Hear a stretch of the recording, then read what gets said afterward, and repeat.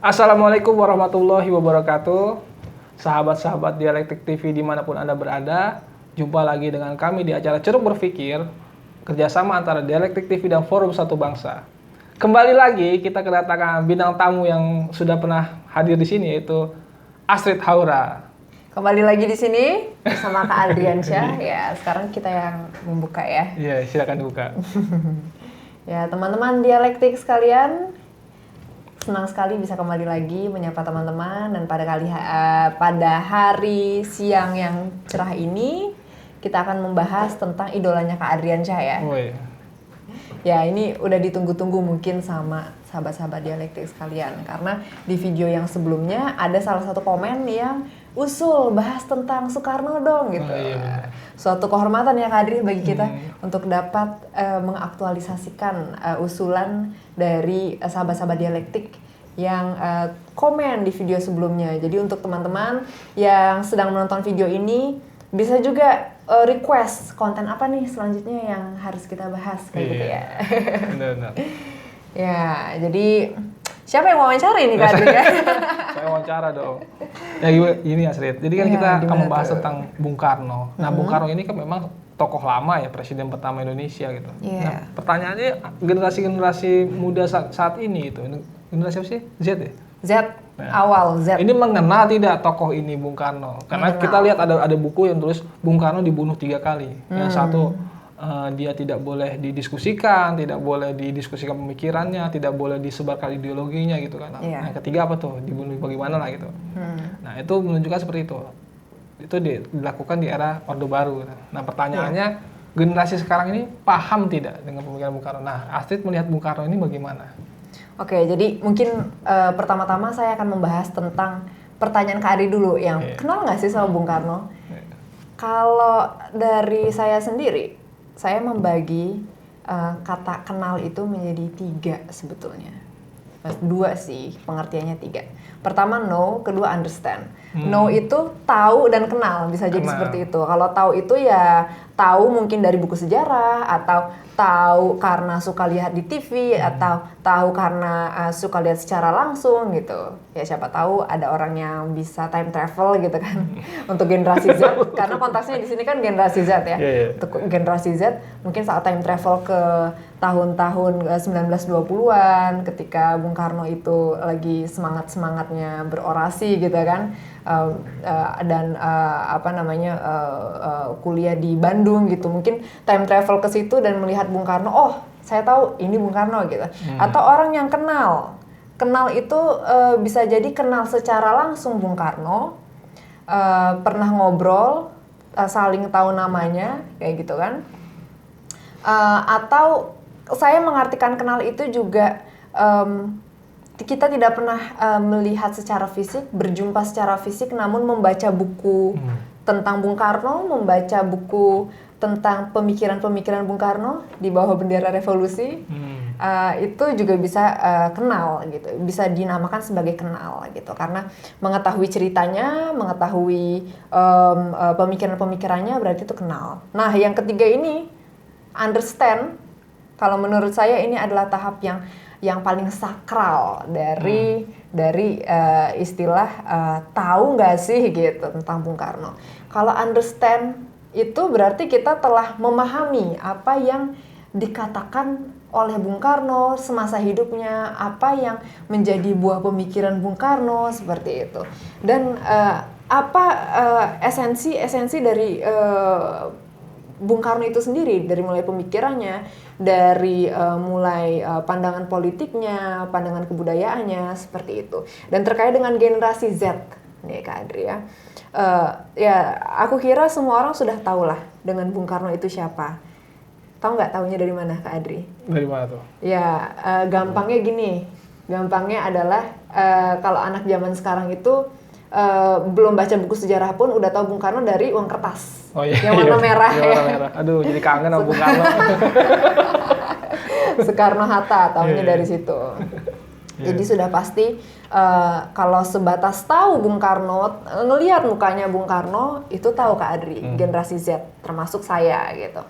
Tapi kalau kenal Bung Karno baru-baru ini sebetulnya, karena baru-baru ini menyelesaikan buku autobiografinya Bung Karno sebagaimana yang disampaikan kepada Cindy Adams. Jadi dari situ saya mulai mengetahui lah pemikiran-pemikiran Bung Karno itu seperti apa, berkenalan gitu. Dan ini adalah konsep yang sebetulnya dilakukan sendiri oleh Bung Karno ketika masa mudanya, Kak Adri.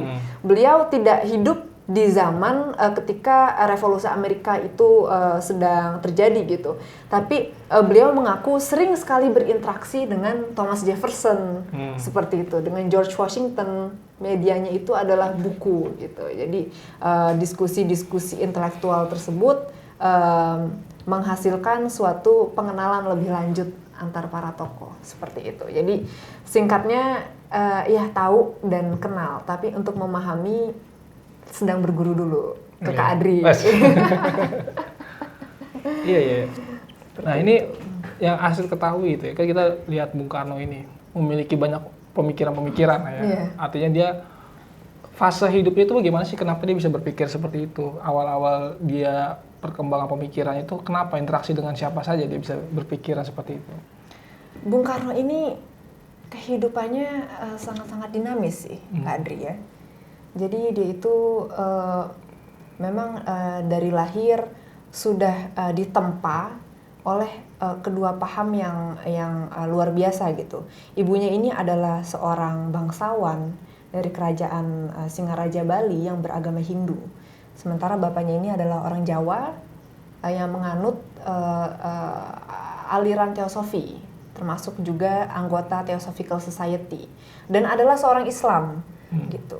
Mereka berdua ini kemudian bertemu dan menikah, tinggal di Jawa, di Mojokerto sempat ya.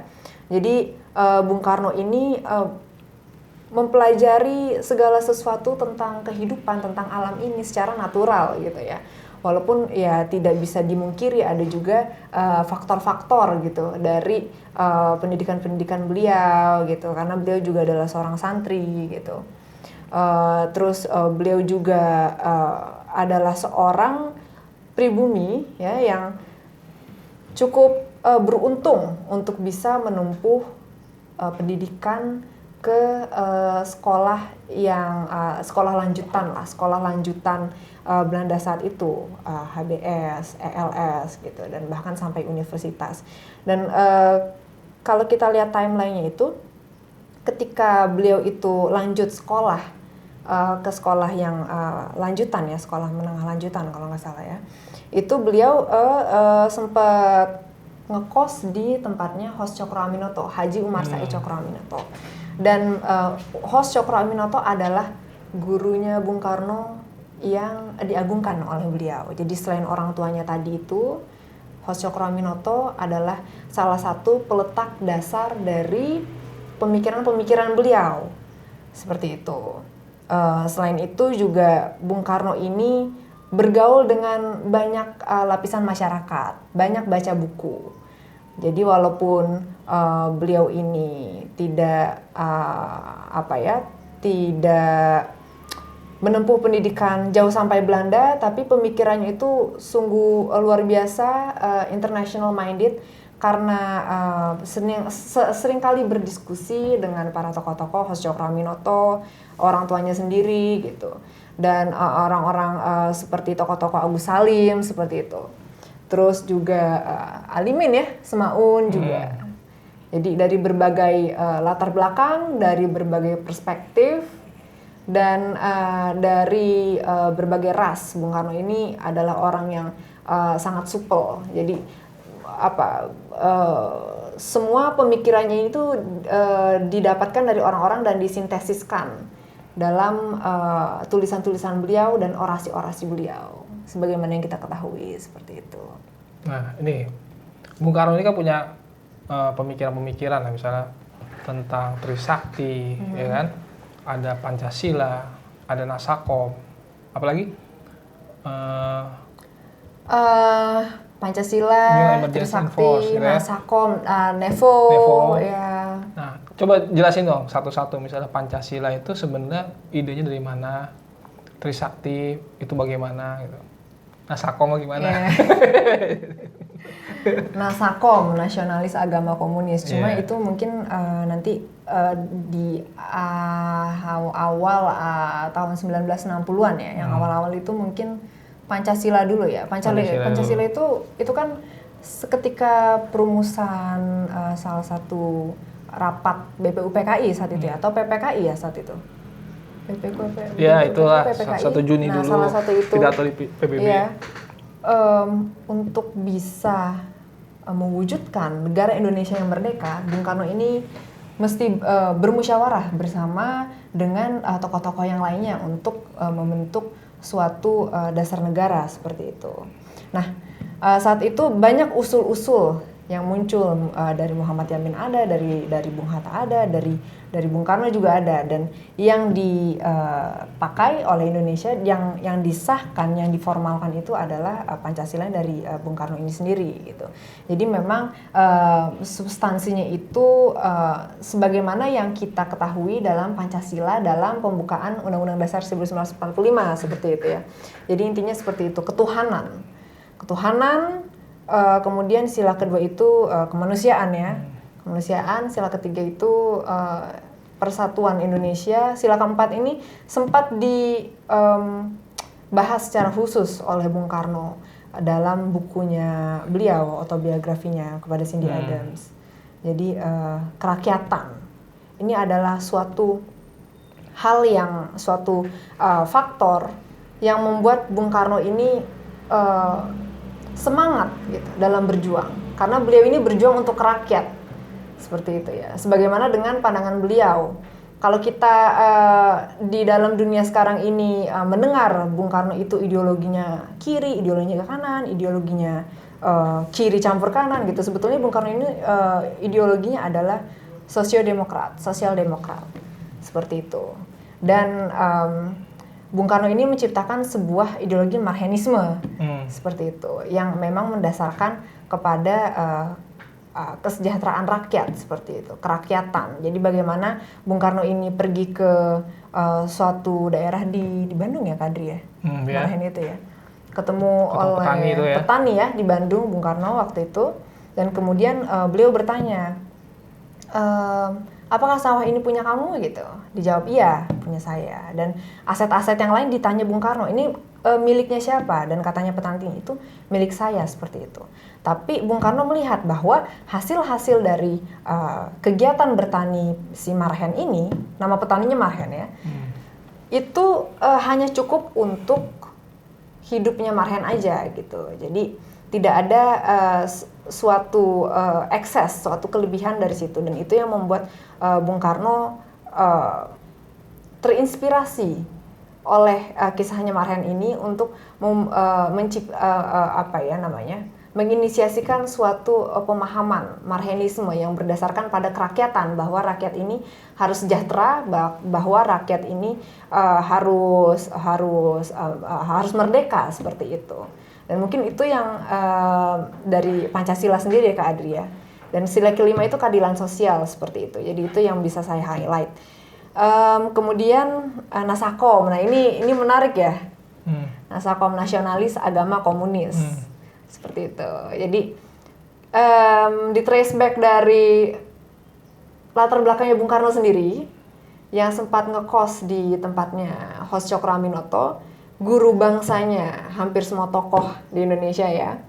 Jadi Bung Karno ini sangat senang berdiskusi dengan banyak tokoh dengan pemikiran berbeda. Salah satunya yang pernah ngekos di situ Alimin ya.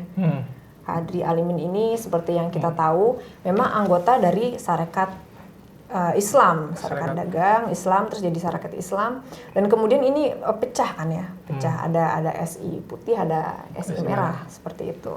Dan SI merah ini adalah aliran yang diusung oleh Alimin dan Semaun juga ya.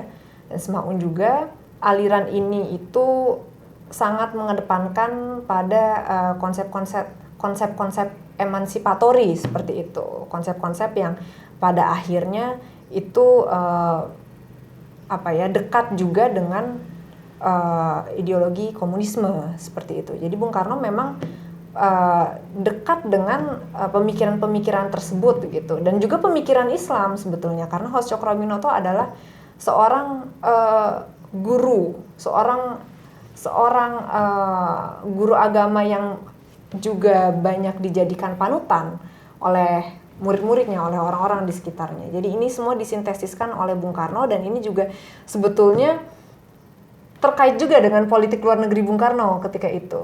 Karena kan setelah demokrasi terpimpin itu diterapkan, Bung Karno membutuhkan suatu narasi yang bisa membuat Indonesia ini bisa ada bargainnya dengan negara lain seperti itu. Jadi setelah Indonesia ini beralih dari sistem parlementer ke presidensil, Bung Karno menjadi pemimpin di domestik dan menjadi pemimpin di internasional seperti itu. Banyak sekali kepentingan dari Indonesia saat itu yang diperjuangkan Bung Karno.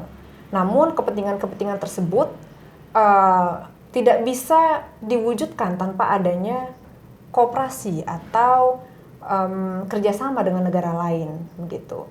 Dengan adanya blok barat dan blok timur yang sedang kuat-kuatnya saat itu, Bung Karno mencari celah supaya Indonesia ini bisa mendapatkan manfaat dari kedua blok tersebut, walaupun pada dasarnya politik luar negeri kita adalah bebas aktif sifatnya seperti itu.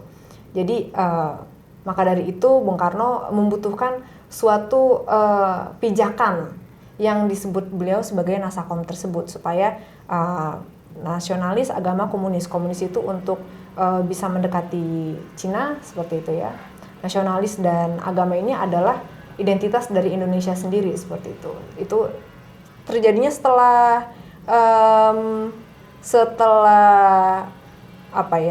ketidakharmonisan Bung Karno dengan Amerika ya kalau nggak salah ya, tahun 63-an ya. Tahun 63 sampai 64 ya. Ya, seperti itu. Nah, ini kan menarik nih berarti. Astrid ini melihat berarti Bung Karno ini adalah orang yang memahami karakter dari bangsanya dulu. Iya. Yang kedua adalah dia melihat dari sudut pandang geopolitik global. Iya. Nah, kalau tadi kita lihat misalnya bagaimana dia bertemu dengan seorang petani yang bernama Marhen itu, artinya Bung Karno ini benar-benar berdialektika kan? Iya, di betul. masyarakat ya, dia benar-benar dia turun ke masyarakat, lalu dia melihat kondisi-kondisi masyarakat itu, akhirnya dirumuskanlah pemikiran-pemikiran tadi. Misalnya contohnya ketika Pancasila, bahwa emang awal-awalnya Bung Karno kan yang kita lihat pidato 1 Juni itu belum ada rumusan yang ketuhanan yang Maha Esa itu segala macam ya. Bahkan cenderung dibalik-balik kan Pancasilanya. Salah satu keadilan sosial itu letaknya di nomor awal. Nomor awal bahwa Bung Karno itu melihat bahwa seorang yang sudah baik secara sosial, maka dia sudah pasti bertuhan. Iya. Jadi seperti itu. Jadi artinya dahulukan sosial dulu. Iya. Baru ketuhanan. Nah, kebanyakan orang kan sekarang mendahulukan ketuhanan dulu. Iya. Sosial nanti. Akhirnya sholat, akhirnya ngambil uang ya sholat terus tapi korupsi juga jalan itu kan, seperti itu. Nah, itu artinya kan tidak memikirkan sisi sosial itu. Dan Bung Karno itu ada konsep namanya kan istilah gotong royong. Iya. Gotong royong. Gotong royong itu dia melambangkan seperti kerbau, banteng. Bukan banteng. Banteng lah itu ya. Sebagai ya itu selalu bergotong royong. Artinya masyarakat kita coraknya adalah bergotong royong. Bukannya bukannya individualistik. Iya, betul. Nah itu, jadi benar-benar karakter bangsa ini dipahami oleh Bung Karno. Yang kedua baru Bung Karno melihat dari sudut pandang geopolitik global tadi, Nasakom. Iya. Sebenarnya Nasakom itu ada di rakyat Indonesia juga. Iya. Nasionalis, kita ini kan dulu latar belakangnya kerajaan, ya kan, nasionalisme. Terus kita juga itu artinya kita ini harus bersosialisasi lah. Orang Indonesia ini tidak bisa lepas dari sosialisasi, bertetangga segala macam kan. Nah itu, dilihat saat itu adalah sosialisme itu ada yang memperjuangkan benar-benar secara konsisten dan progresif itu adalah PKI gitu ya, komunisme. Komunisme di Indonesia. Artinya itu masuk, dan agama itu sebenarnya adalah sebagai, kalau kemarin Pak Atmawijaya kan bilang begini. Promosi. Jadi Pak R.R. Atmawijaya kemarin mengatakan bahwa nasionalisme sebagai tangan kanan dan komunisme sebagai tangan kiri dan agama itu sebagai kepalanya. Sebagai kepala sampai jantung. Artinya itu menjadi bagian dari negara kita ini. Bahwa itu sebenarnya ada nilai-nilai yang berbeda lah. Tadi kita kata walaupun kita ujungnya lobby internasional, artinya kita komunisme untuk melobi Uni Soviet dan Cina, tapi sebenarnya nilai-nilai sosialisme itu ada di bangsa kita ini, ya kan? Nah begitu juga dengan nilai-nilai yang tadi disebut dengan nasionalisme, yang terakhir agama itu tidak bisa lepas di negara ini gitu. Akhirnya semuanya harus disatukan sebagai bentuk itu tadi demokrasi terpimpin itu ya, semuanya harus sama rata gitu. Ini disebut dengan gotong royong tadi. Nah kalau menurut Asep ada lagi satu pemikiran Bung Karno yang nama Trisakti. Ini Trisakti ini kan identik dengan nama kampus. Coba Trisakti ini sebenarnya bagaimana sih? Tapi sebelum ke Trisakti aku mau membicarakan tentang gotong royong dulu. Gotong royong silakan. Jadi memang ini kan adalah nafas dari perjuangan Bung Karno sendiri gitu. Bagaimana bangsa Indonesia ini mempunyai identitas gotong royong itu karena bangsanya sendiri yang saling membantu. Kalau menurut Bung Karno, jadi ketika beliau kecil itu, beliau mengaku bahwa hidupnya susah. Susah.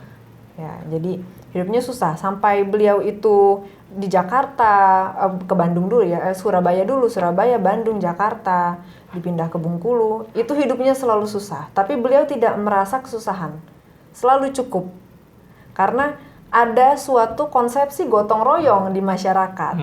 Ketika seorang tetangga tidak mempunyai beras, tetangga yang lainnya itu harus peka dan memberikan beras kepada tetangga mereka. Tapi itu bukan suatu keharusan, melainkan sebuah panggilan dari dirinya sendiri. Karena adanya suatu kesadaran bahwa kita masyarakat ini hidup dalam suatu jalan yang sama seperti itu. Kita sama-sama berjuang, kita sama-sama hidup di lingkungan yang sama, kita sama-sama menjalani hidup di sebuah frekuensi yang sama seperti itu. Jadi itu yang membuat Bung Karno saya kira menjadi tersadar akan pentingnya arti kebersamaan, Kak Adri.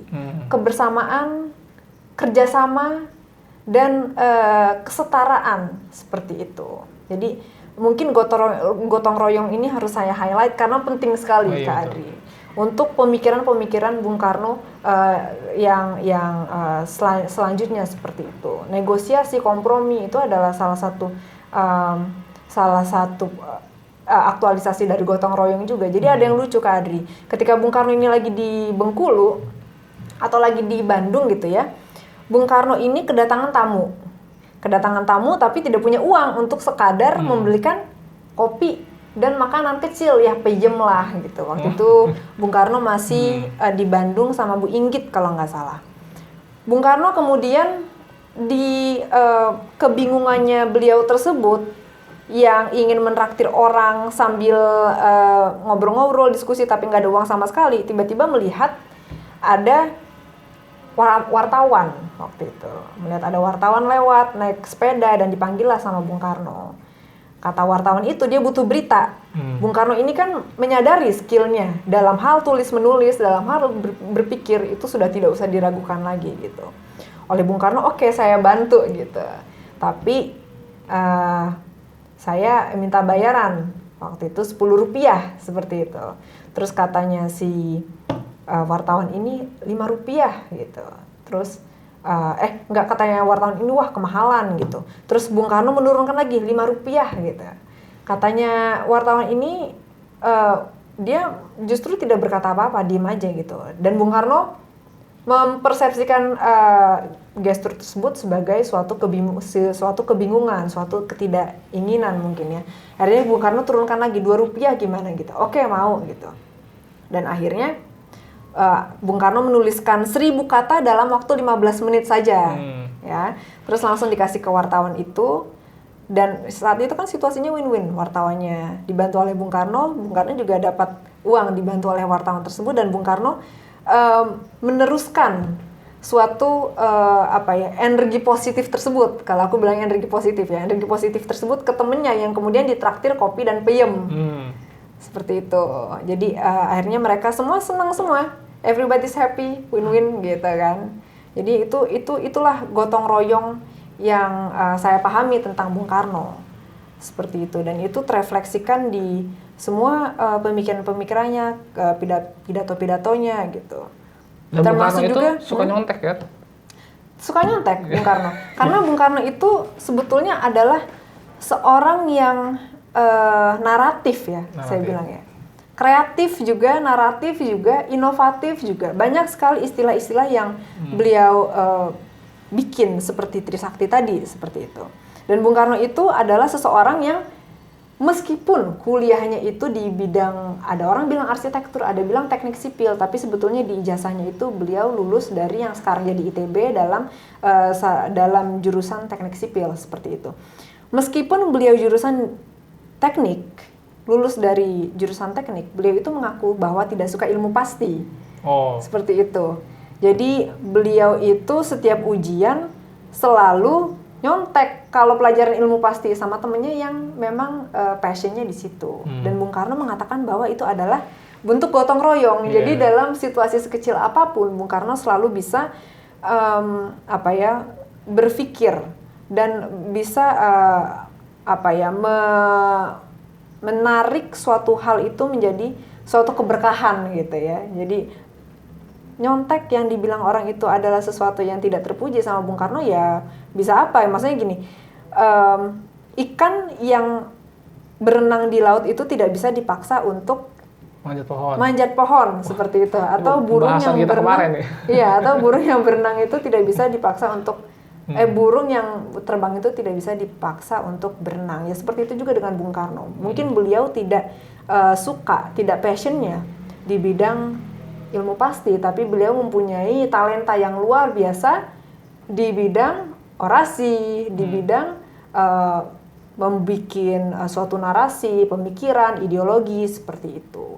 Banyak sekali konsepsi-konsepsi beliau yang kemudian diistilahkan dalam suatu terma yang unik-unik ya, dalam bahasa Sanskerta biasanya.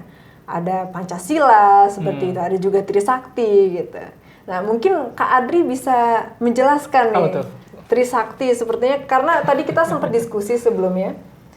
Kak Adri ini ternyata sangat mendalami Trisaktinya Bung Karno dan masih mengikuti perkembangan dari perwujudan Trisakti Bung Karno sampai sekarang ini.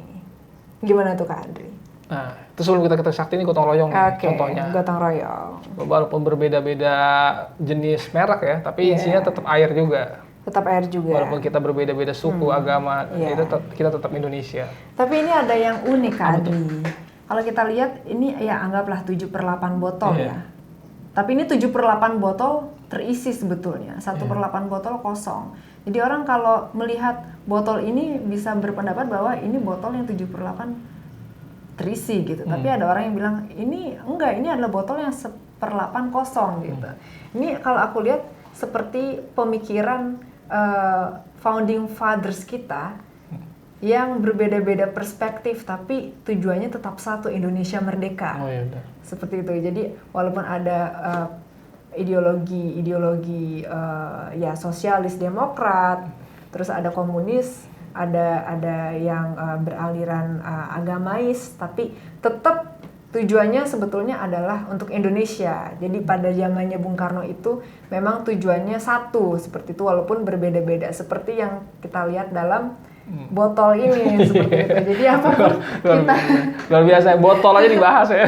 Apapun kita bahas di podcast ini seperti itu. Kembali lagi ke Kak Adri. Jadi di gotong royong. Gotong royong. Yang kedua ada kerakyatan. Ada kerakyatan. Nah, kalau kerakyatan ini, nah ini kita ada namanya. Ini namanya keripik Bang Rukman. Rengginang. Iya, rengginang. Ini ada Mang Dadang. Nah, ini adalah contoh kerakyatan. Ini kita beli jauh-jauh dari stasiun Tebet. Ya, mungkin bisa dipesan ya. Namanya keripik Bang Rukman. Keripik Bang Rukman. Siapa Bang Rukman? Temennya Bang Teddy. Gak kenal Bang Teddy. Kenal ya? Yang di situ kan, di situ. Ya emang kita suka diskusi juga kan ya sama Bang Teddy ya. Itu termasuk orang yang sezaman sama Bung Karno. Kok ketawa Anda? Oke, kita bahas Trisakti lagi. Iya, jadi gimana nih kalau menurut Kak Adri? Karena jujur, sahabat-sahabat dialektik, saya banyak belajar tentang pemikiran Bung Karno dari Kak Adriansyah. Seperti itu. Beliau ini yang pertama kali mengatakan bahwa Trisaktinya Bung Karno itu bukan sekadar universitas di zaman sekarang, itu harus diimplementasikan. Gimana tuh Kak Adit? Ya sebenarnya itu kan adalah salah satu ajaran yang abadi walaupun gagal ya katanya sebenarnya ya. Karena kalau sampai itu terwujud, Indonesia akan menjadi mercusuar dunia itu, akan menjadi pemimpin dunia seandainya itu benar-benar terwujud. Nah yang pertama kan adalah berdaulat dalam berdikari. Berdaulat dalam politik dulu. Oh, berdaulat dalam politik dulu. Berdaulat dalam politik. Politik kita itu sama ini tidak berdaulat. Iya. Ada intervensi luar, ada intervensi. Ya kemarin kalau kita lihat podcastnya saya dengan Mas Heri Haryanto Azumi itu ya tentang dampak Pilpres Amerika terhadap Indonesia. Itu menunjukkan bahwa sebenarnya politik kita ini tidak berdaulat. Iya. Bahwa bagaimana Pilpres Amerika nanti akan berdampak pada misalnya isu Papua, akan terjadi namanya renegosiasi ulang ya tentang Freeport. Lalu akan muncul nama populisme Islam, gerakan populisme Islam yang sekarang ternyata terbukti gitu ketika konstelasi politik internasional itu berdampak ke Indonesia. Nah itu artinya kan politik kita ini sebenarnya tidak berdaulat juga. Yang kedua adalah bagaimana Bung Karno jatuh juga ada itu kan lobby internasional juga, ada permainan internasional di situ. Walaupun orang bilang katanya dari mahasiswa lah segala macam. Nah yang kedua adalah berkepribadian dalam budaya. Nah ini kan terkait misalnya dulu anti rock and roll, anti The Beatles gitu kan. Bagaimana Koes Plus itu yang setiap manggung itu selalu menyanyikan lagu-lagu The Beatles, kemudian ditangkap. Lalu sebenarnya yang salahnya musiknya atau Koes Plusnya? Ternyata adalah ketika Bung Karno bilang jangan membebek, jangan membebek pada Barat. Nah akhirnya Koes Plus tetap bermusik dengan gaya The Beatles, tapi lagunya ada Nusantaraku, bukan lautan tapi kolam susu ya kan. Kail dan jala cukup menghidupimu ya. Tiada badai, tiada topan kau temui, ikan dan udang menghampiri dirimu ya. Jadi hasilnya dirimu, binimu.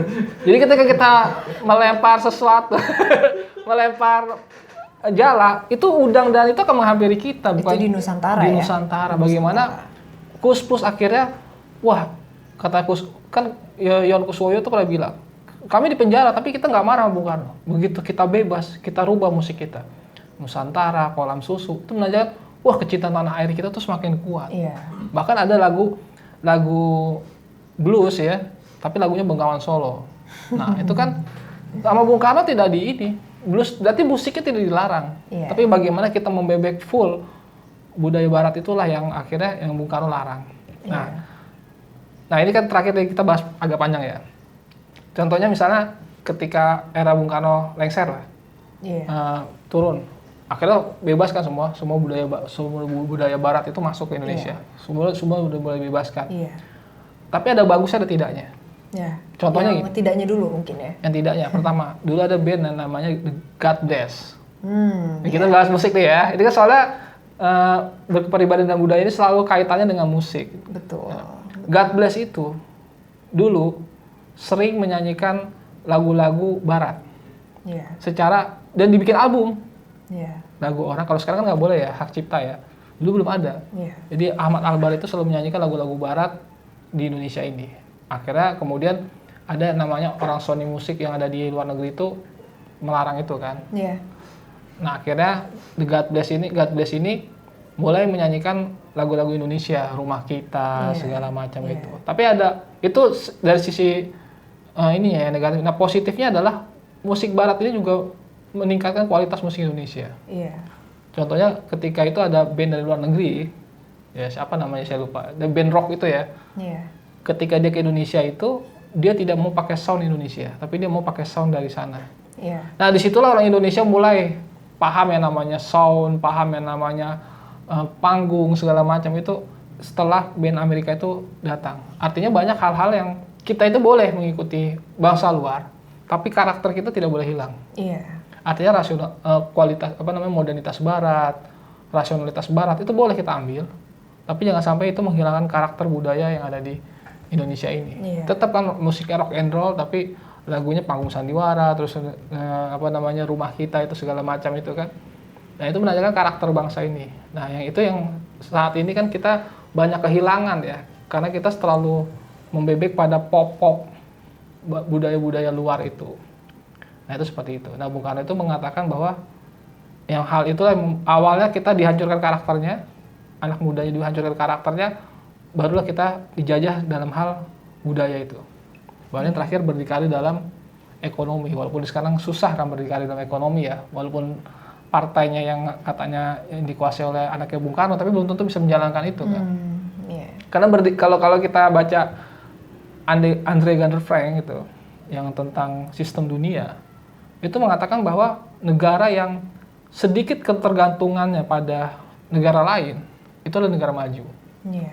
Sedangkan negara yang sangat besar ketergantungannya pada negara lain, maka itu disebut negara terbelakang atau ya negara yang istilahnya negara berkembang lah. Tapi ada lagi negara yang terbelakang itu. Seperti itu. Nah, kalau dia tidak ada berkembang istilahnya, terbelakang. Ada ketika kita tergantung mulai dari minyak, migas segala macam. Nah, hal itu disadari oleh Bung Karno. Makanya Bung Karno dulu dia berhutang, tapi dia hanya ingin berhutang dengan negara-negara yang baru merdeka. Makanya dimunculkan namanya konferensi Asia Afrika. Mungkin ntar Astrid ya jelasin tentang itu ya, konferensi Asia Afrika bagaimana. Bagaimana memberikan berdikari pada dunia, katanya Bung Karno gitu. Jadi saya mewacana Pancasila untuk dunia, berdikari pada dunia. Ketika Bung Karno mengatakan berdikari, itu bagaikan geledek yang menyambar-nyambar, kata Bung Karno. Berdikari itu seperti geledek yang menyambar-nyambar ketika dibacakan di konferensi Asia Afrika. Nah, seperti itu. Jadi adalah suatu karakter yang seperti itu, bahwa Bung Karno ini ingin kekuatan Asia Afrika ini sebagai kekuatan baru. Apa istilahnya tuh? Apa tuh? Ya gitu lah. Build the world anew, sempat dikatakan sama Bung Karno itu istilahnya. Nah, terkait dengan kebangkitan dari negara-negara Asia dan Afrika yang baru terlepas dari kolonialisme. Jadi ada seorang pengamat politik dari Barat yang menjuluki bahwa negara-negara ini bukanlah negara-negara berkembang gitu ya. Karena ada negara maju, ada negara berkembang gitu. Istilahnya dalam bahasa Inggris adalah negara yang developed dan developing gitu kan. Tapi negara-negara ini adalah negara emerging, alih-alih berkembang kalau katanya. Aku udah nggak ada di sini. Kalau katanya pengamat politik tersebut gitu. Jadi Bung Karno ini mengambil suatu langkah yang betul-betul novel gitu, langkah yang baru, belum pernah ada negara sebelumnya yang berani gitu ya untuk menyatakan ketegasannya dalam independensinya gitu melalui kata-kata berdikari, berdiri di atas kaki sendiri.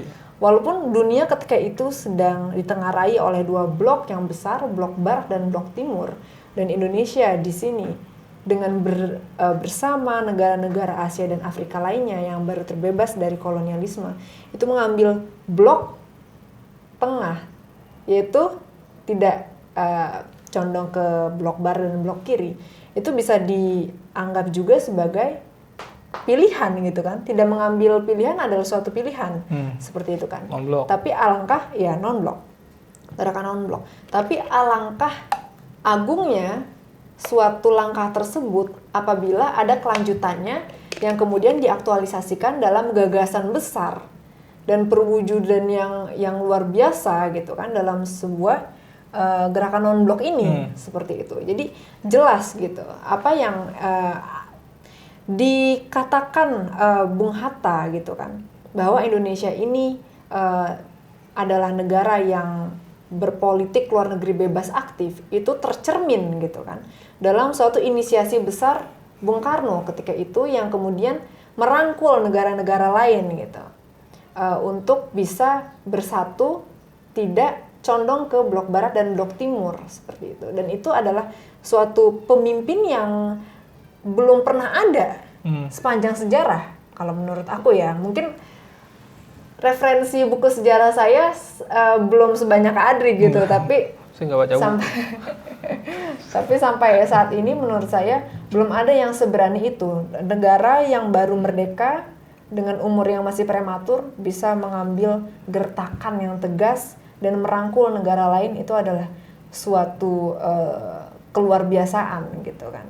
Dan oleh karena itu merupakan suatu kebanggaan dan suatu kewajaran apabila negara Indonesia ketika itu mungkin belum bisa dikatakan sebagai negara maju, tapi bersama-sama dengan negara yang lainnya, mereka bukan negara berkembang, melainkan negara yang emerging, atau bahasa Indonesianya adalah apa tuh Kak Adri? Merging lah ya. Jadi ada developing, ada emerging. Kalau developing itu lebih ke tahap yang mungkin berkembang, berberes-beres gitu.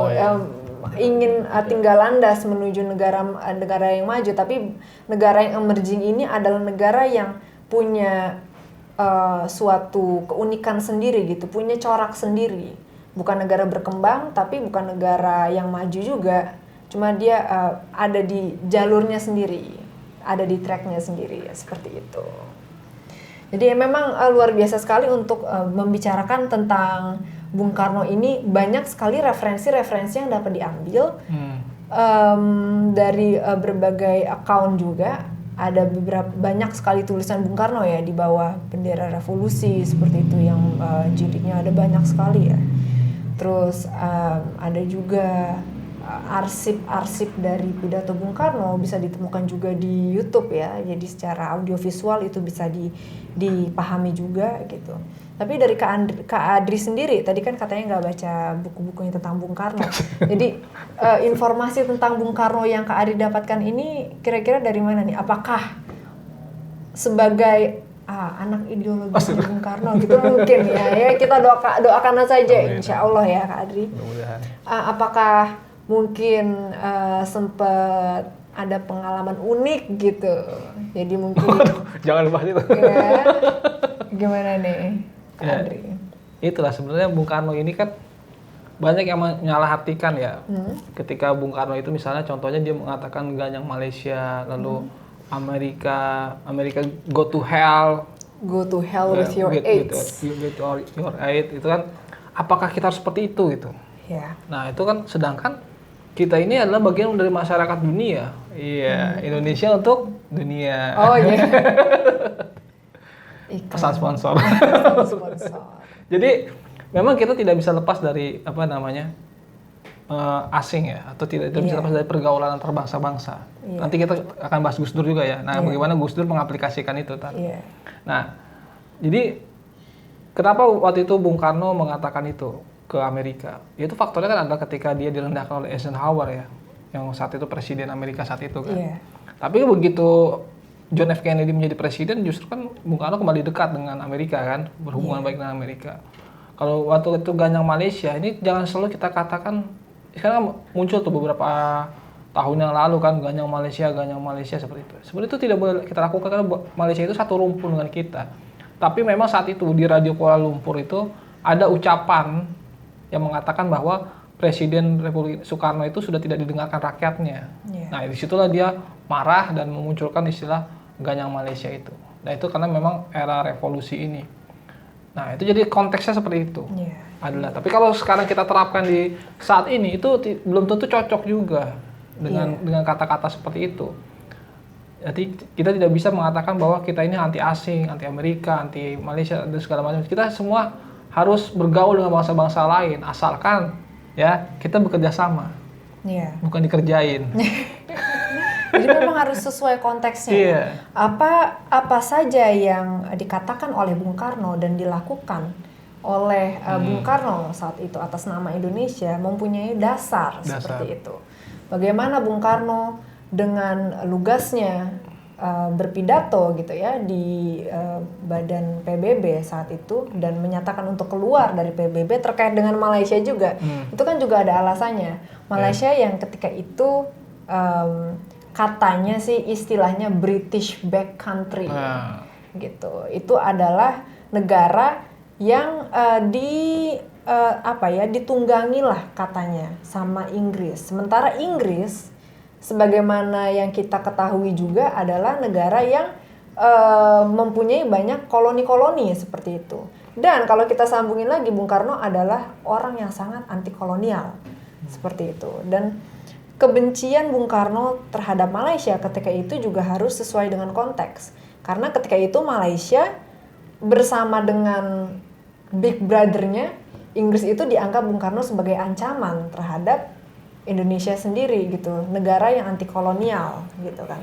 Jadi memang Bung Karno ketidaksetujuannya terhadap narasi tersebut semakin intens ketika Malaysia dijadikan sebagai Dewan Keamanan Tidak Tetapnya PBB ketika itu. Nah, bagaimana negara yang ditunggangi oleh kolonialisme ini bisa mempunyai hak veto dalam organisasi sebesar Persatuan Bangsa-Bangsa. Dan oleh karena itu Bung Karno menganggap bahwa ini bukan sesuatu yang fair, mungkin istilahnya seperti itu ya. Makanya Bung Karno keluar dari PBB. Itu adalah langkah yang tegas karena tidak tidak mudah ya untuk masuk PBB itu. Dibutuhkan pengakuan dari negara-negara lain gitu. Banyak sekali negara yang ingin masuk PBB tapi sampai sekarang masih jadi negara peninjau. Indonesia dengan perjuangannya yang luar biasa dari tahun 1945 sampai awal tahun 1960-an tidak gentar terhadap PBB ketika itu dan tidak gentar juga terhadap pengaruh-pengaruh dari blok barat dan blok timur seperti itu. Seperti yang Kak Adri bilang, pergaulan internasional itu memang dibutuhkan, tapi Bung Karno tetap pada stance-nya untuk menjadi seseorang yang anti neokolonialisme, imperialisme, kapitalisme seperti itu. Makanya World Bank, IMF dan segala inisiatif dari Amerika Serikat itu sempat juga tidak diterima oleh Bung Karno. Itu juga ada alasannya ya Kak Adri ya, karena memang bunga yang diberikan itu besar, terus konsekuensinya terhadap Indonesia itu juga tidak terlalu menguntungkan seperti itu. Jadi Bung Karno pada saat itu justru beralih ke negara-negara yang lain gitu. Dan Bung Karno adalah seseorang yang tidak malu untuk menjadi suatu inisiator gitu, untuk merangkul negara-negara yang ada di dunia ketiga lainnya untuk bekerja sama seperti itu. Itu nanti kita kalau lihat coraknya berbeda dengan pemimpin Indonesia selanjutnya, presidennya gitu ya, presiden-presiden Indonesia selanjutnya itu justru lebih sebagai follower ya. Kalau saya lihat-lihat ya, bukan sebagai inisiator seperti Bung Karno yang mempunyai ide-ide brilian, cita-cita mulia sebagai founding fathers gerakan non-blok, NEVO gitu kan, membentuk GANEVO dan lain-lain. Nanti mungkin bisa kita diskusikan lagi pas edisi podcast Gus Dur ya. Jadi kita sekalian napak tilas nih ke dinamika perpolitikan luar negeri Indonesia. Iya. Nah ini masalah ini loh. Bung Karno itu kan juga waktu wawancaranya Cindy Adams ya, dia mengatakan bahwa apakah Anda tidak setuju dengan kebebasan pers? Gitu. Lalu Bung Karno bilang, saya tidak setuju dengan kebebasan pers, kata dia. Kenapa? Karena sedang revolusi, kita sedang revolusi, seperti itu. Rakyat kita ini belum siap dengan kebebasan itu. Lalu dia juga dikritik masalah kenapa Anda ini banyak membangun monumen, ya kan? Sedangkan rakyat sedang susah. Nah, Bung Karno mengatakan di sini adalah monumen itu. Sekarang saya tanya, Washington itu ada monumennya nggak? Ya kan, seperti dibuat lah. Ada. Artinya monumen itu memang tidak mengenyangkan, tapi monumen itu adalah bisa membentuk karakter, karakter dari rakyat Indonesia itu. Nah, itu yang dikatakan Bung Karno. Artinya Bung Karno di sini adalah mengedepankan pertama bangun karakter dulu, ya kan? Nah, dia melihat saat itu kenapa tidak ada kebebasan pers, bukan karena saat itu belum siap, Indonesia ini belum siap. Tapi mungkin kalau dulu ada kebebasan pers, mungkin Bung Karno tidak jatuh dengan berita-berita hoax itu kan. Karena Bung Karno kan juga jatuh dengan hoax-hoax yang ada saat itu kan. Dengan isu PKI lah, pemberontakan itu segala macam itu. Dan ini berkali-kali ditegaskan Kak Adri di bukunya Cindy Adams, autobiografinya Bung Karno, bahwa Bung Karno adalah seorang yang bukan komunis. Seperti itu. Adapun ideologi yang dipercaya oleh Bung Karno itu melekat pada dirinya adalah Sosdem. Sosial Demokrat. Seperti itu. Dan itu menariknya kalau kita nonton film Senyap gitu ya. Film Senyap yang gagal tayang di bioskop itu.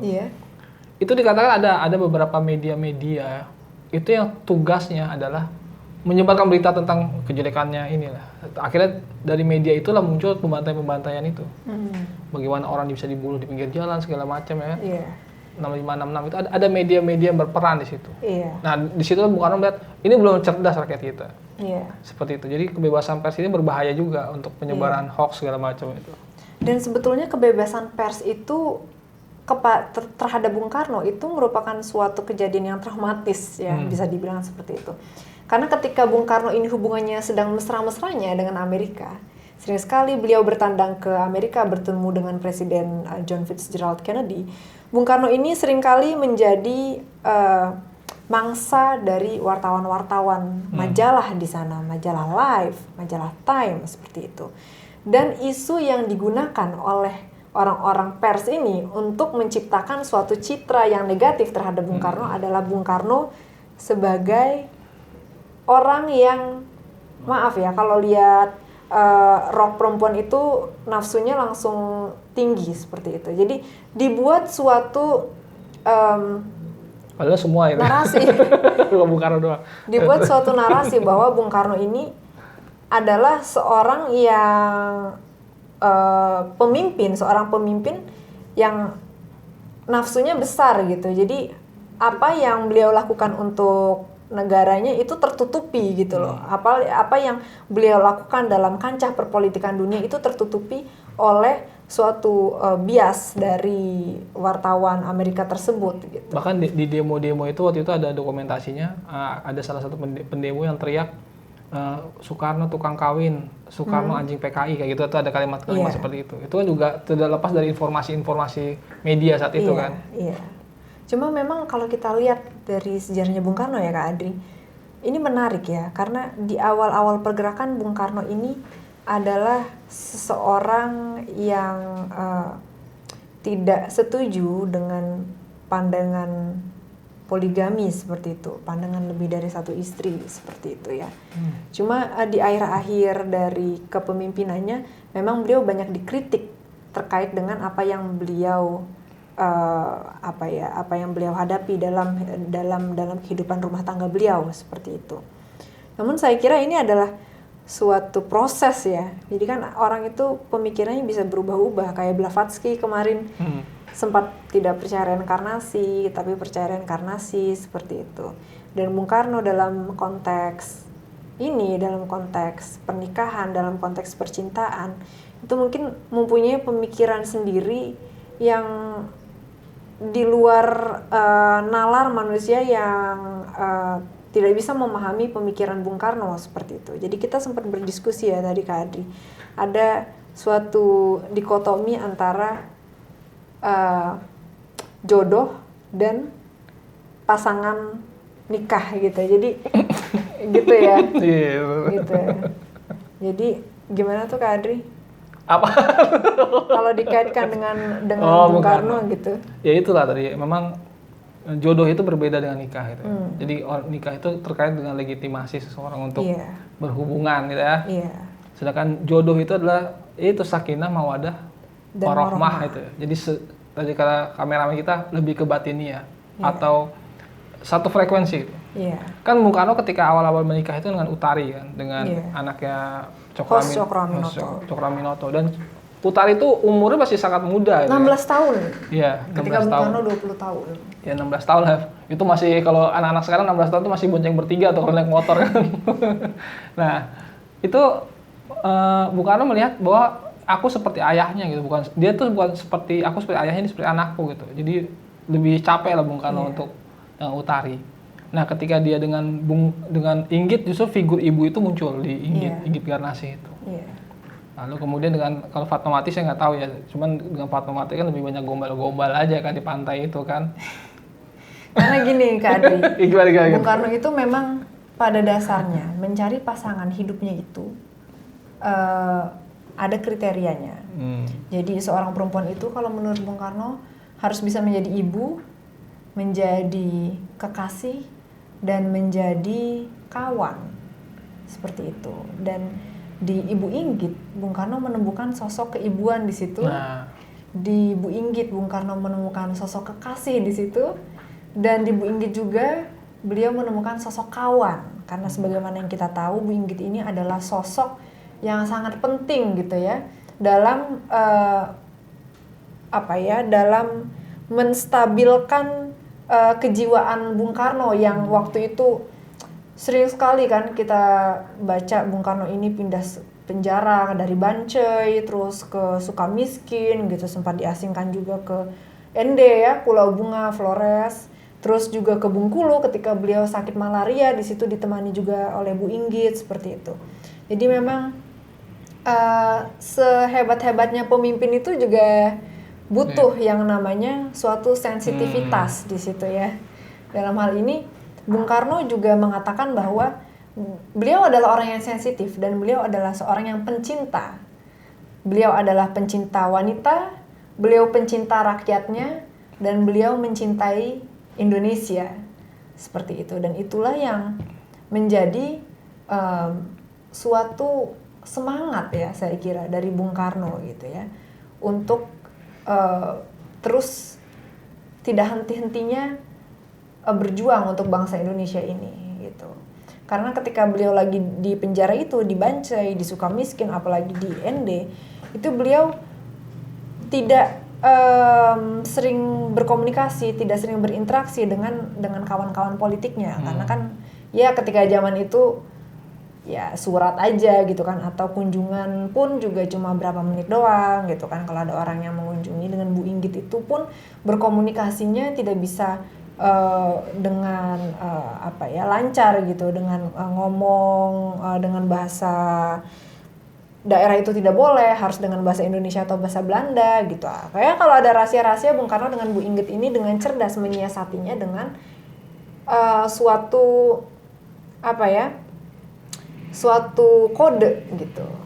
Jadi kode-kodean ya. Iya, suatu kode. Jadi sempat Bung Karno ini dibawakan Bu Inggit Al-Qur'an. Bawa Al-Quran, terus Bu Inggit ini dengan cerdasnya memberikan kode seperti huruf Braille.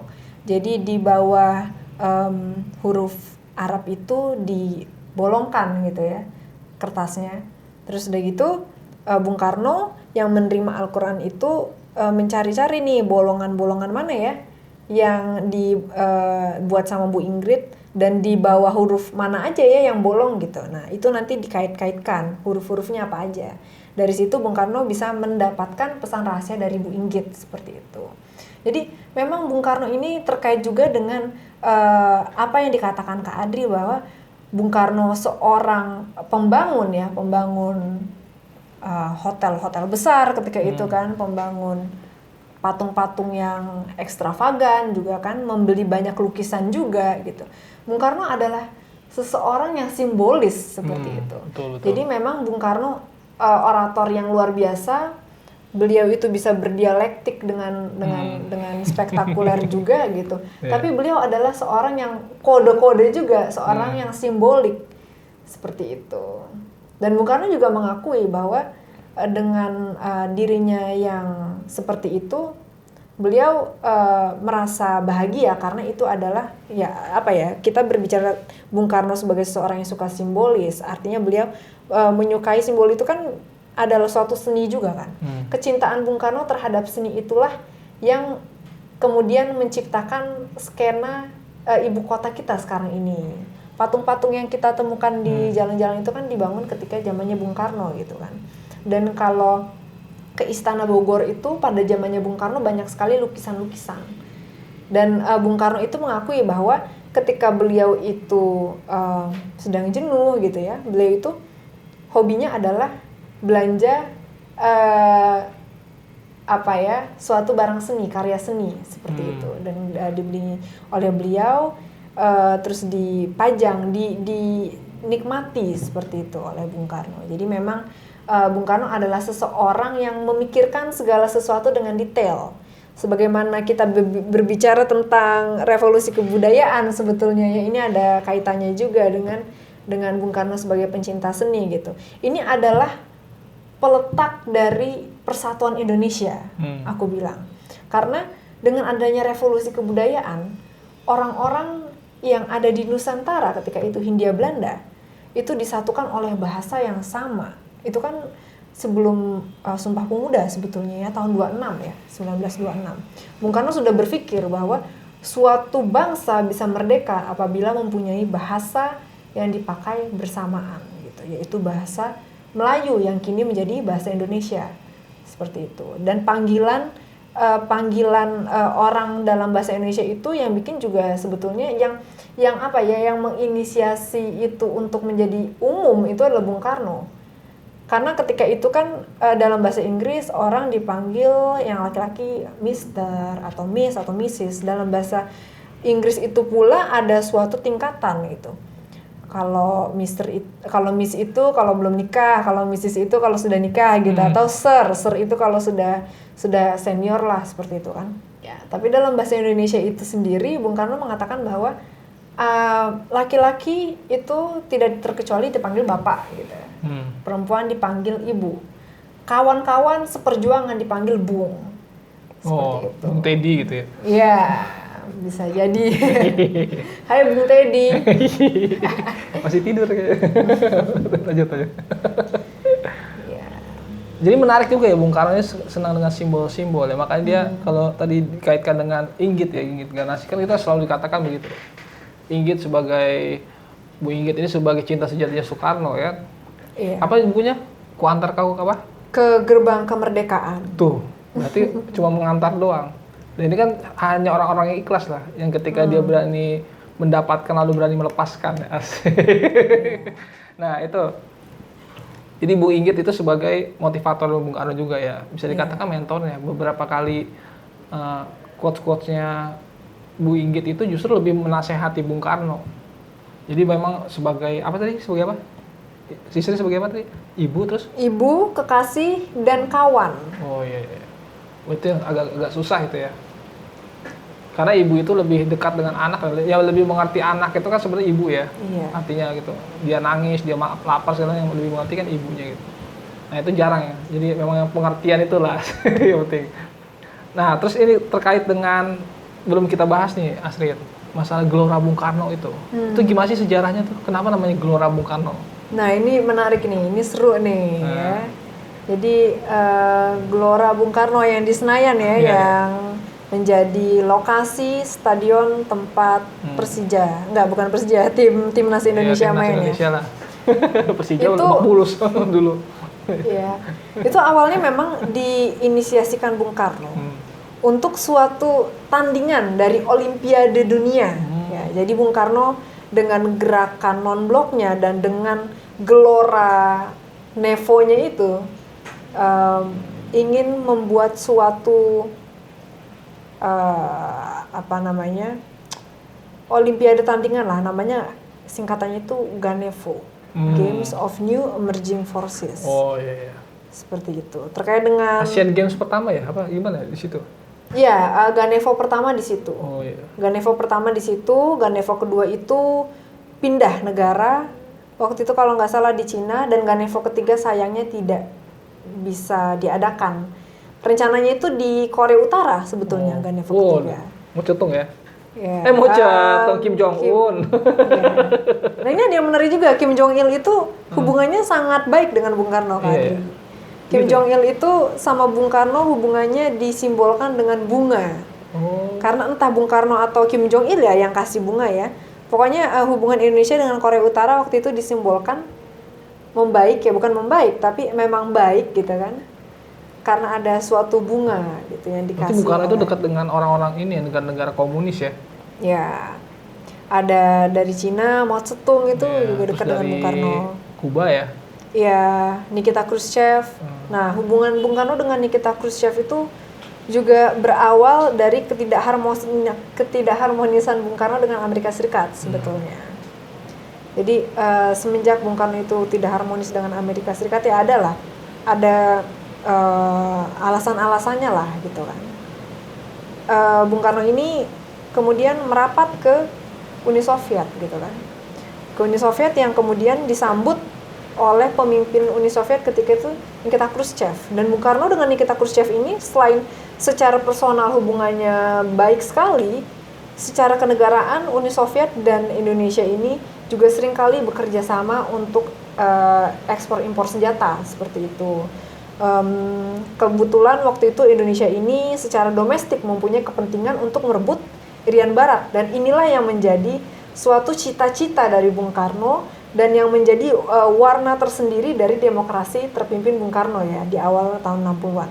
Ya kurang lebih hubungan-hubungan luar negeri Indonesia dengan negara lain itu didasari oleh cita-cita Bung Karno tersebut gitu ya, untuk mendapatkan Irian Barat gitu kan. Balik lagi ke hubungan Indonesia dan Uni Soviet tadi. Uni Soviet ini juga banyak mengekspor alat-alat perang gitu ya, alat-alat senjata gitu. Yang kemudian oleh Bung Karno ini dijadikan suatu aset gitu ya untuk mengamankan negeri ini, untuk defense dan untuk ya balik lagi itu untuk mempertahankan Irian Barat seperti itu. Dan kedekatan Bung Karno dengan Amerika Serikat itu kan juga sebetulnya ada unsur dari Irian Baratnya juga ya, Kak Adri. Karena Irian Barat ini adalah suatu daerah yang kaya ya, banyak sekali emas di situ. Dan Irian Barat ini ketika konferensi meja bundar disahkan tidak masuk ke dalam wilayah dari Indonesia. Gitu. Jadi Bung Karno ketika beliau mempunyai power sebagai presiden gitu kan, presiden Indonesia saat demokrasi terpimpin, melihat bahwa Irian Barat ini adalah suatu permata yang tidak boleh terlewatkan oleh Indonesia, tidak boleh jatuh kepada tangan imperialis, kolonialis, dan kapitalis yang saat itu sedang menduduki Irian Barat. Makanya Bung Karno ketika itu mengeluarkan Trikora ya, Trikomando Rakyat gitu. Menggagalkan negara boneka ya, menggagalkan agenda negara boneka Belanda di Irian Barat, terus mengibarkan bendera Indonesia di Irian Barat dan mobilisasi massal ke sana seperti itu. Dan itu sebetulnya menyita perhatian negara-negara kan, negara-negara yang besar juga tersita perhatiannya saat itu. Karena saat perang dingin terjadi, ketika itu kan perang dingin, Amerika itu melihat Bung Karno ketika sedang aktif-aktifnya menyuarakan tentang Irian Barat, nasionalisme Bung Karno tersebut itu dianggap sebagai suatu sinyal kedekatan Bung Karno dengan komunisme, karena ada hubungan yang spesial juga dengan Cina ketika awal-awal itu. Dan Amerika tidak bisa membiarkan hal itu terjadi, gitu kan, Andri. Jadi Amerika takut Indonesia menjadi negara komunis dan takut akhirnya Irian Barat juga menjadi negara yang berideologi komunis, yang mana itu merupakan ideologi utama dari Blok Timur. Oleh karena itu Amerika mulai mendekati Bung Karno gitu. Dari situ mulai ada hubungan yang cukup intens dan yang mesra antara Bung Karno dan John Kennedy. Seperti itu kan. Namun ketika Kennedy meninggal, mulai dari situ pengganti Kennedy, Lyndon Johnson itu bukan seseorang yang seperti Kennedy merangkul negara lain yang dianggap yang dianggap baru seperti itu, yang dianggap tidak setara dengan Amerika sebetulnya. Karena dari timeline itu kan Amerika sudah merdeka lama 1776, Indonesia 1945. Jadi kami waktu itu Indonesia itu masih barulah dibanding Amerika, belum terlalu settle gitu. Tapi Kennedy bersedia gitu ya, untuk bersedia dan tulus gitu untuk bersama-sama dengan Bung Karno menciptakan hubungan yang lebih baik lagi gitu antara Indonesia dan Amerika Serikat. Pengganti Kennedy saat itu Lyndon Johnson justru kebalikan dari Kennedy.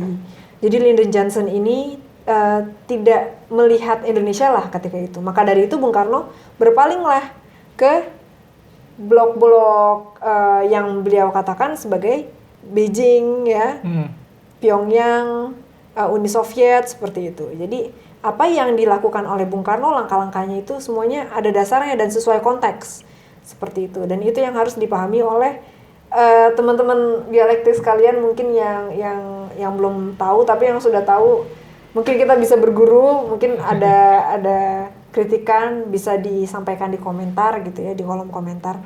Ya, jadi seperti itu gitu. Apapun yang Bung Karno lakukan itu memang sesuai konteksnya dan yang jelas sangat berdasar pada kepercayaan beliau terhadap anti kolonialisme dan anti imperialisme seperti itu.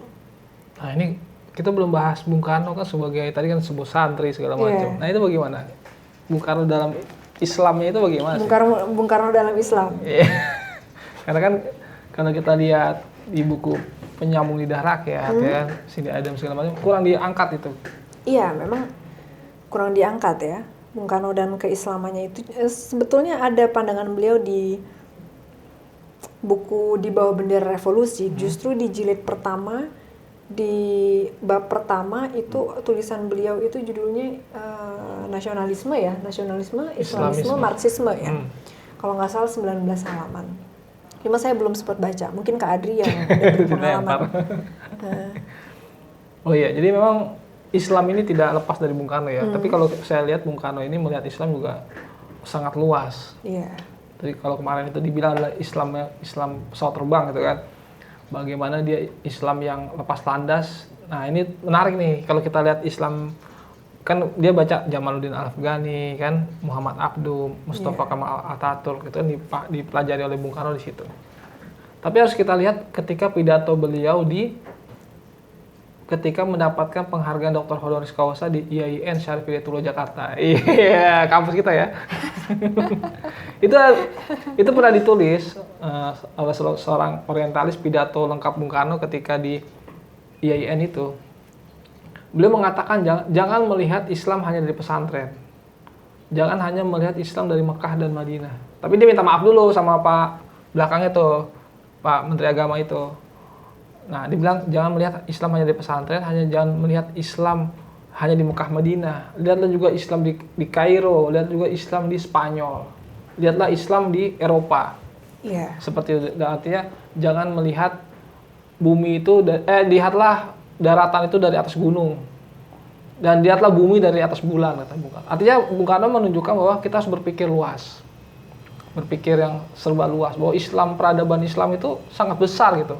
Bukan hanya di Indonesia, bukan hanya di Timur Tengah, tapi juga ada di Eropa, juga ada di Spanyol. Bahkan kalau katanya ada salah satu tokoh misalnya Muhammad Abduh yang mengatakan aku menemukan Islam itu di Eropa. Iya kan? Ya, akhirnya ada bukunya gitu kan. Filmnya kan 99 Cahaya di Eropa. Di langit Eropa itu. Nah, itu menarik sekali. Bung Karno itu pemikirannya sudah seperti itu.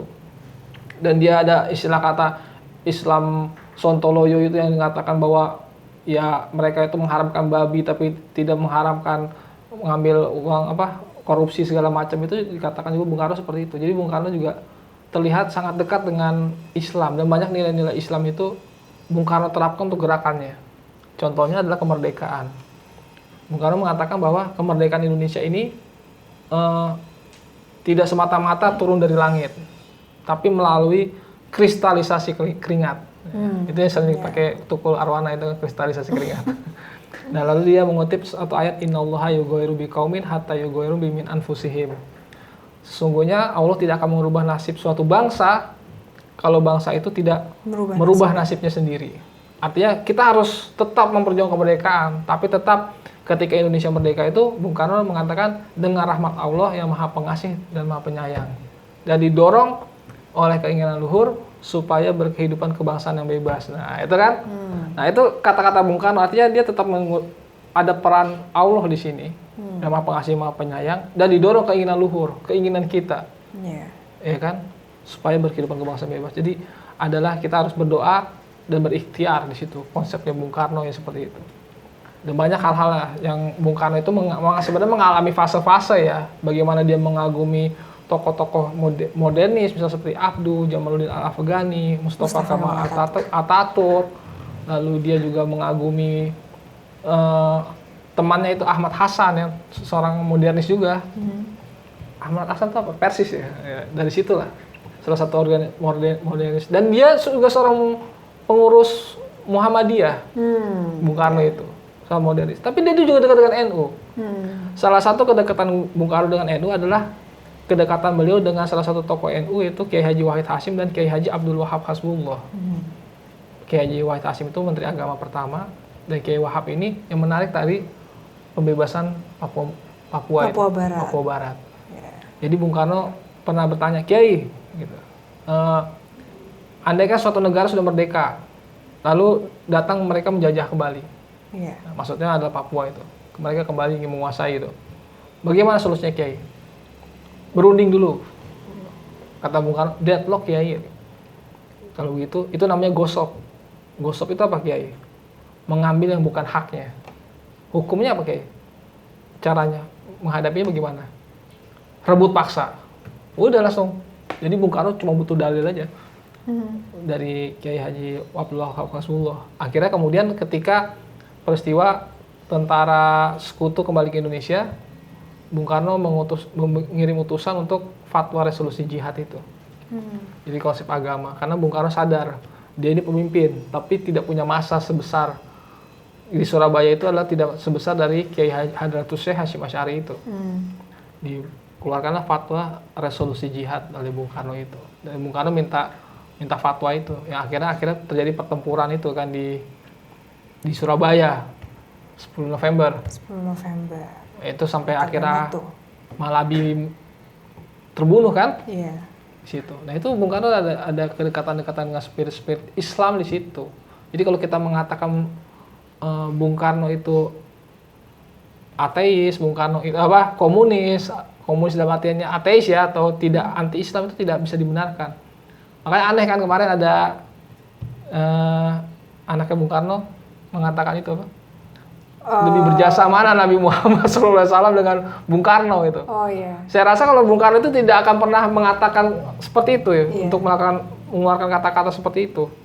Nah itu menunjukkan bahwa banyak yang salah menafsirkan pemikiran Bung Karno, hanya sekedar permukaan-permukaan saja. Padahal Bung Karno itu juga ya dia seorang Islam dan dia juga seorang nasionalis dan dia juga seorang Marxis. Iya.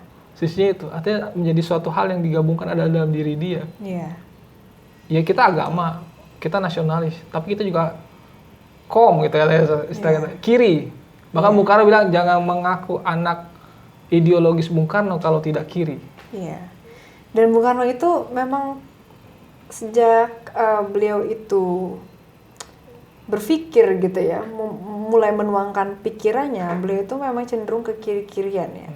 Dan beliau mengungkapkan ketidaksukaannya kepada orang yang kirifobik dan islamofobik seperti itu. Iya. Tapi saya kira gini, semua orang yang memang nasionalis, semua orang yang patriotis itu awalnya adalah seorang yang emansipatoris seperti itu.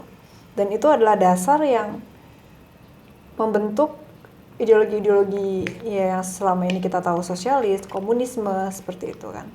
Jadi ada suatu semangat perjuangan kan dari suatu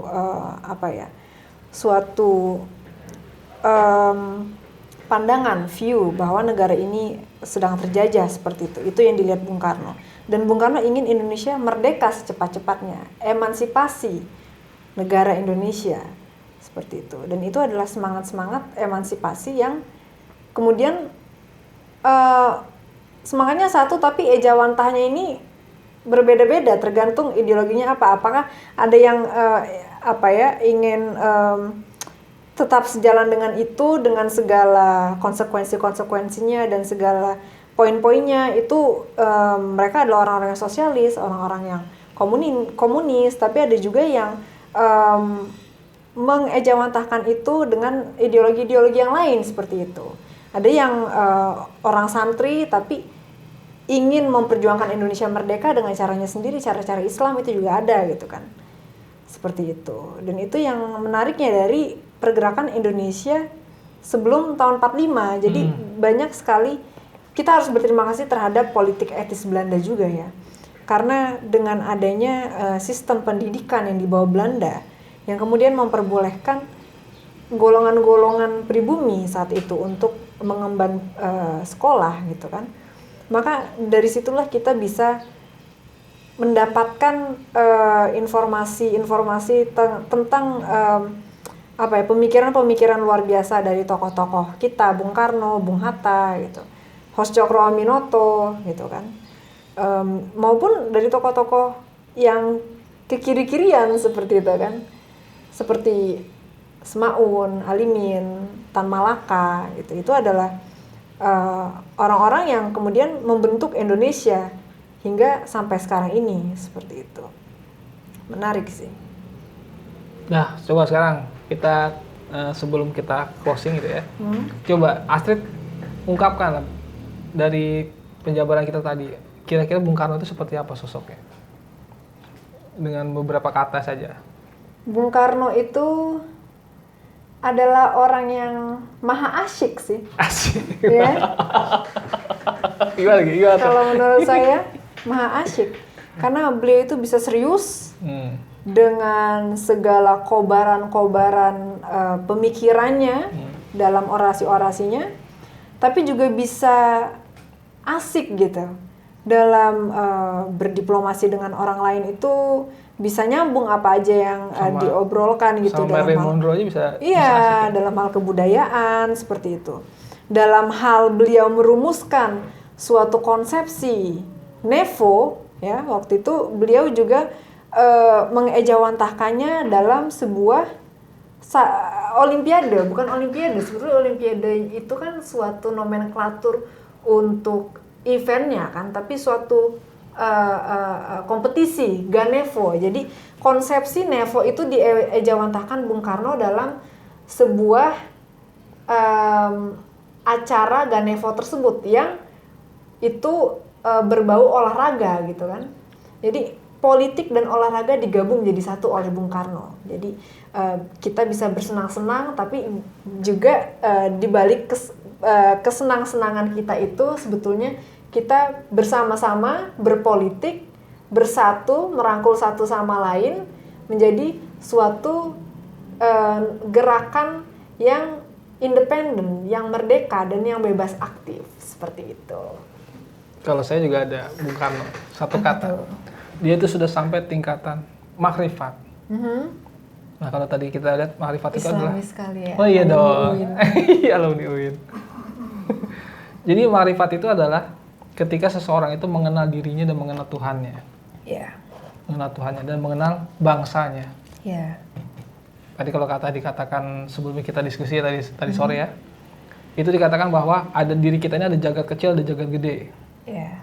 Jagat kecil itu ya diri kita mengenali diri kita, lalu kita akan mengenal alamnya. Iya. Nah, Bung Karno udah sampai tahapan dia mengenal jati dirinya, mengenal dirinya, dan dia mengenal bangsanya.